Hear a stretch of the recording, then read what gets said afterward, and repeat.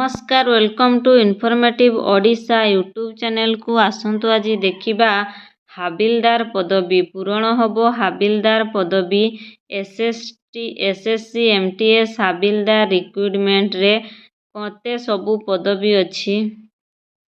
SSC MTS हाबिलदार recruitment 2024 पूरण हबो 8000 रु अधिक पदवी। 8000 रु अधिक पदवी पूरण हेबो एसएससी एमटीएस हाबिलदार पाई।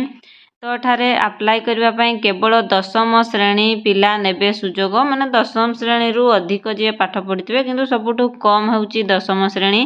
10म श्रेणी पिला माने मध्ये अठारे अप्लाई करि परिबे आ हाबिलदार चाकरी करि परिबे। सरकारी चाकरी खोजुथिबा युवकंको पाई सुवर्ण सुजोग कर्मचारी चयन आयोग एसएससी एही सुजोग नेई आसीची। एने विज्ञप्ति मध्य प्रकाश पाइची। आपण जदि भारत सरकार रो एही विभाग रे चाकरी करिबाकू चाहुचंती तेबे विस्तृत भाबे जानिबा पाई भिडियोटी को शेष पर्यंत देखंतु। जदि चैनल रे नुआ आसीचंती चैनल को सब्सक्राइब कर दियंतु और पाखरे थिबा बेल आइकन को प्रेस कर दियंतु। एही नियुक्ति माध्यम रे मल्टिंग टास्किंग कर्मचारी एवं हाबिलदार पदवी पूरण हबो। एने ऑनलाइन माध्यम रे आवेदन करिबाकू पड़िबो। आपण माने ऑनलाइन रे आवेदन करि परिबे। एने उभय पुरुष और महिला माने आवेदन करि परिबे। पुरुष महिला माने मध्ये एठारे आवेदन करिथिबे।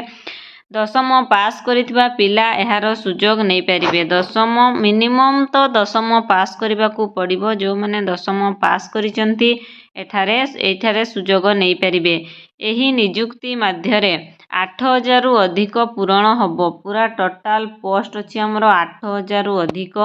8000 रु अधिक पिला एठारे पाई परिबे। योग्य और आग्रही प्रार्थी माने एसएससी रो ऑफिशियल वेबसाइट ssc.gov.in को जाई आवेदन करि परिबे। आपण माने एही वेबसाइट माध्यम रे आवेदन करि परिबे। जेउ माने एहार ऑफिशियल विज्ञप्ति देखिबाकू चाहंती एटा तार एसएससी एमटीएस हाबिलदार recruitment apply for 8324 post notification एटा जे दउची एही क्लिक ऊपर मध्य माने क्लिक करिकी आपण देखि परिबे।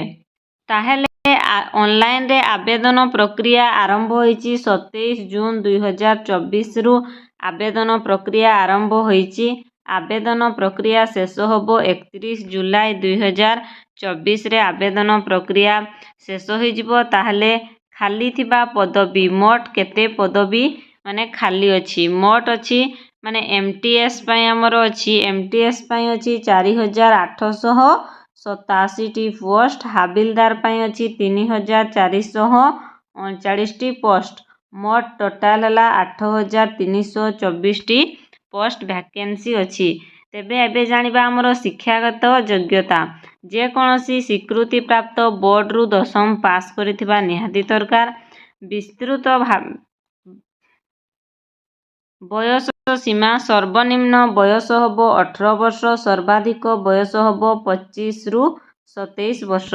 बयस गणना हबो 1/8/2008 माने 1/8/2024 रु माने गणना करा जिवो बयस गणना।